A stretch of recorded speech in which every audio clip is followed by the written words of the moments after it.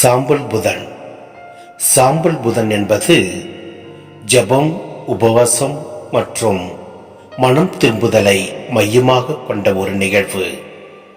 மனம் திரும்புதலுக்கான நமது தேவையையும் இயேசு கிறிஸ்துவில் நமக்கு காட்டப்பட்ட அன்பு மற்றும் மன்னிப்புக்கான நமது தேவையையும் ஒப்புக்கொள்வதன் மூலம் இந்த புனித பருவத்தை நாம் தொடங்குகிறோம்.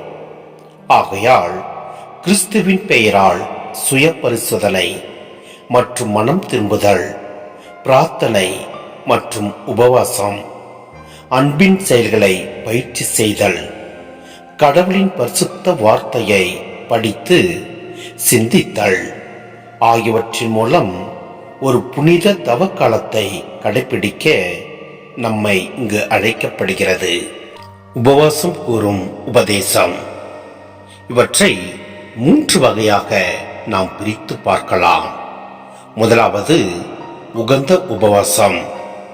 எசாயா 58:7 நாம் பார்க்கின்றோம், பசித்தோருக்கு உங்கள் உணவை பகிர்ந்து கொடுப்பதும், தங்க இடமில்லா வறியோரை உங்கள் இல்லத்திற்கு அழைத்து வருவதும், உடையொற்றரை காணும்போது அவர்களுக்கு உடுக்க கொடுப்பதும், உங்கள் இனத்தாருக்கு உங்களை மறைத்துக் கொள்ளாதிருப்பதுமன்றோ நான் விரும்பும் நோன்பு என நாம் இங்கு பார்க்கின்றோம்.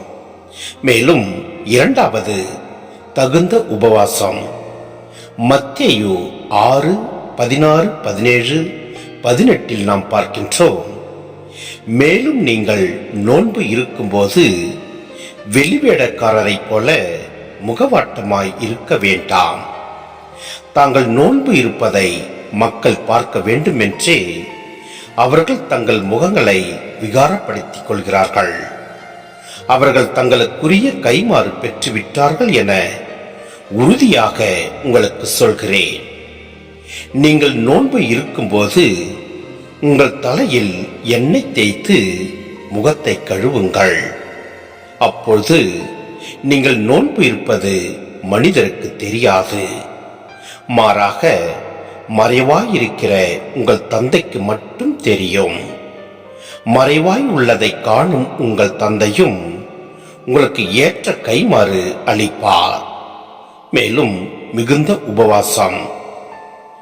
லூக்கா 2:36-37 நாம் பார்க்கின்றோம், ஆசேர் குலத்தை சேர்ந்த பானுவேலின் மகளாகிய அன்னா என்னும் இறைவாக்கினர் ஒருவர் இருந்தார். அவர் வயது முதிர்ந்தவர். மணமாகி 7 ஆண்டுகள் கணவரோடு வாழ்ந்த பின் கைம்பெண் ஆனவர். அவருக்கு வயது 84. அவர் கோவிலை விட்டு நீங்காமல் நோன்பிருந்து மன்றாடி அள்ளும் பகலும் திருப்பணி செய்து வந்தார். தெசலோனிக்கேயர் 5:22 கூறுகிறது, தீங்கை தோற்றுவிக்கின்ற எல்லாவற்றையும் விட்டு விடுங்கள் என கூறியிருப்பதை நாம் பார்க்கின்றோம். கிறிஸ்துவர்களாகிய நாம் இந்த தப நாட்களில் மட்டுமல்ல, எல்லா நாட்களிலும் நாம் விடக்கூடியவை தீமையை, பாவத்தை, கோபத்தை, சண்டையை, துர்குணத்தை, கடும் சொல்லை, மாம்ச இச்சைகளை நாம் விட்டு வாழ்வோம்.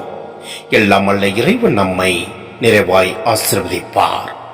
ஆமென்.